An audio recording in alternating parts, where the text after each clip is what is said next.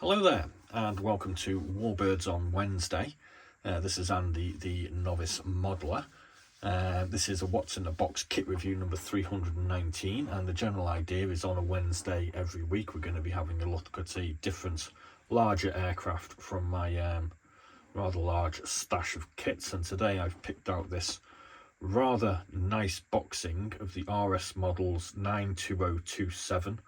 1/72nd scale Dornier DO17N German medium bomber, which as you can see at the top here is titled Poland 1939. And the reason why we got the Romanian flag displayed with this, it does actually come with German options as depicted, but it also comes with Romanian markings also. And I got to be honest, I bought this one specifically for the Romanian decal sheet that comes with it, because I do have a little bit of a fascination with what I call the smaller nation air forces of the Second World War. It is also worth pointing out that I do kind of like the flying pencil, and I do actually have a few of the other RS model kits that are available for the DO17, which I'll show you a little bit later on. So we'll go through the history of the parts and the instructions and the blurb for this kit. I will just have a look at it basically. So prices for this particular one and the RS model DO17s in general are plus minus around about £30. So it's a pretty reasonable price for what I think is quite a nice kit. I know a lot of people probably haven't tried an RS model, so I have actually tried two now, I think. And they do go together slightly differently to your standard sort of Airfix or Tamiya, but they do generally seem to come out quite well. So I paid £26.84 for this quite some time ago. It was kind of technically pre-loved because it came from another modeler. And lo and behold, when I opened it up, it actually came with the AK paints as well, which is probably £9 worth of paint there also. But my intention is, as I've said, to do this for the Romanian Air Force, but I must admit it's got a rather striking splinter pattern camouflage design on that. So we might have to try and do another DO17 in that design. Anyway, let's have a look at these parts. And as we can see, we've got a piece of the fuselage which is just bursting to get built and get off the sprue. So I think we'll look at this side here. Oh, it's all kind of fragile. Right, okay, so we've got some quite nice panel lines going on the fuselage itself. There's not much in the way of rivet marks or anything, so I'm kind of assuming that that is correct. As you can see, we've got a space at the front here for, that's the undersurface, isn't it, dopey? So there's our space for the cockpit canopy, and we obviously have a glazed option to go underneath. The wings are mounted here. Not too sure whether that's another glazed part. We've got our little gap for our tail wheel. And obviously there is a end cap to go on the back here for a to the rear of the tail. Get your words out. We've got a couple of propellers, which as we can see, I've got the minutest of detail on them. We have I'm just going to take this off, it's getting on my nerves. We have a cockpit control console display, which is quite nicely detailed, but I will say there's a really nice bit of photo etch for this as well. I think that's probably going to be a door for the front undercarriage. This little piece here is the actual floor of the cockpit. Pilot seats here, and I believe the co-pilot seat is at the back, towards the rear. We have our undercarriage bay doors. Got a bunch of weapons, because this one was literally weapons coming out all over the place. We've got controls for the cockpit floor. And we've got some small bits and some more small bits unidentified at the moment. There's an aerial here somewhere. Where's the aerial? There's an aerial there. Got a bit of a bent on it. Never mind. Interior detail on the cockpit is lacking. There does appear to be a few ribs there. You will note there are no mounting points for joining these parts together, so it is a case of getting them nice and straight with a bit of a quick file, and then just finding the best location for them to join. Next up, we've got the wings. Some nice detail on the ailerons. A couple of little access points along the wings. Quite a few here. This is obviously the upper section. A little bit of rework doing there. I need to rework my nails, actually, they're terrible. Here we have the tail, which is single-sided, so again we need to put parts together. There's the rudder surfaces, the engine housing. This is going to be the rear of the fuselage. Looks like an interior bulkhead for the engine nacelles there. And this is the lower surface of the wing. Load more access panels. See where our undercarriage is going to pop out from. It's all looking all right so far. Not too complicated. Okay, so we've got the actual main body of the tail surface here. Let's see where we've got to put the bottom pieces on. We need a bit of digging out with an axe here for some of these injector pin markings. This is an older kit. We'll do the history in a second, I forgot. What is that?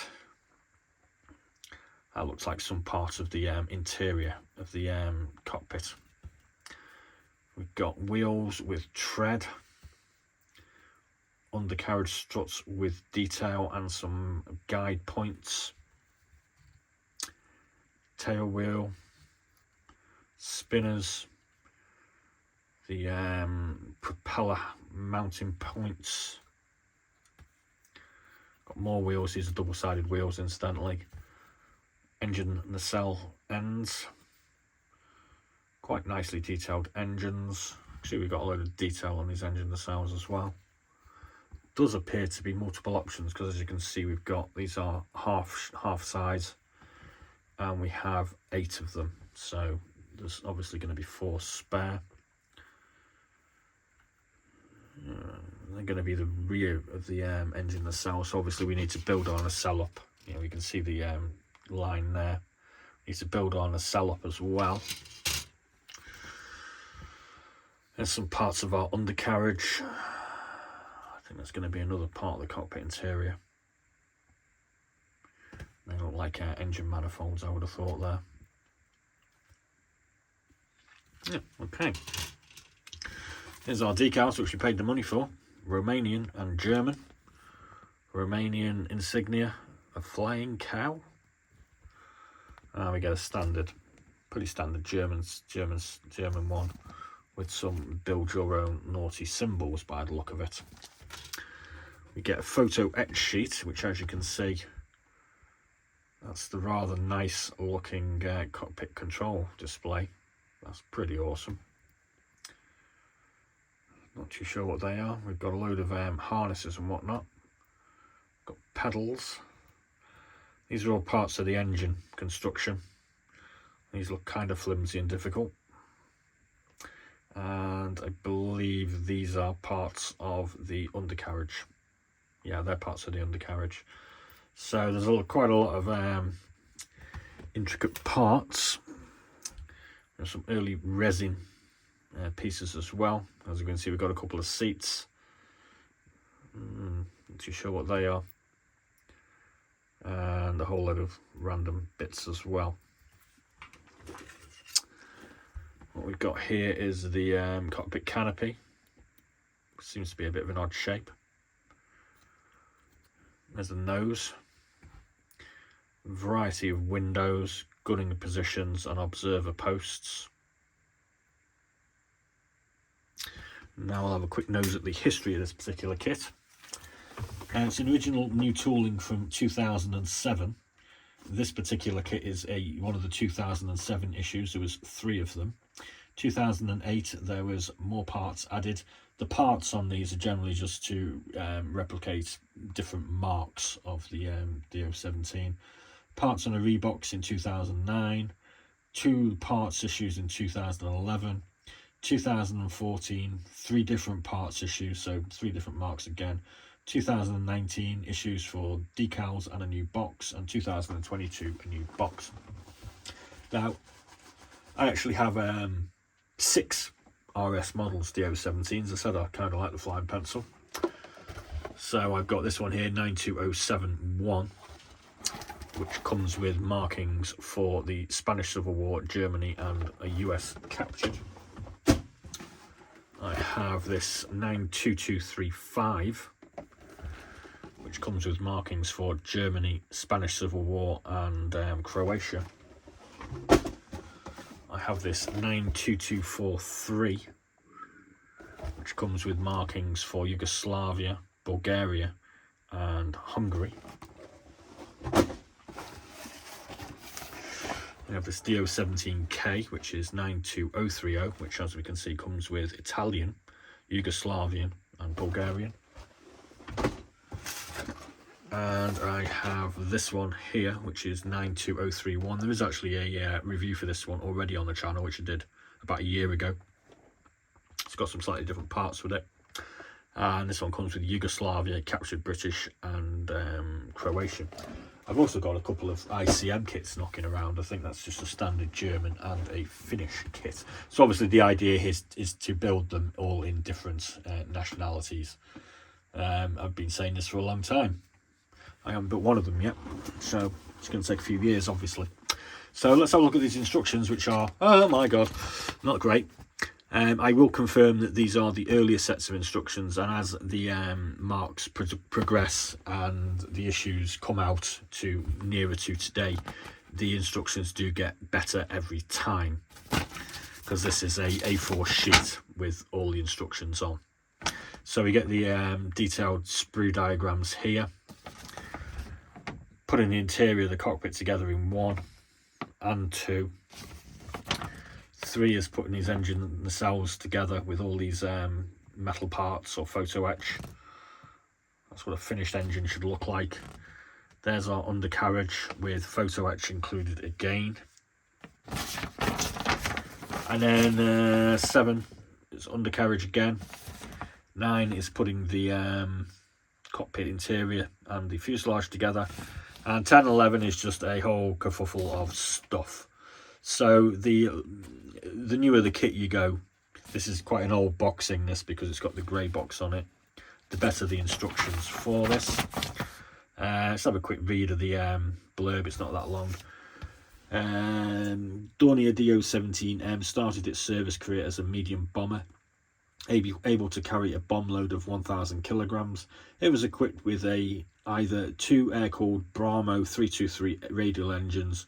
The defensive armament was increased to 3 MG-15s, a payload consisting of either 20 SC-50 or 2 SC-250 bombs, or 10 SC-50 and single SC-250 could be carried.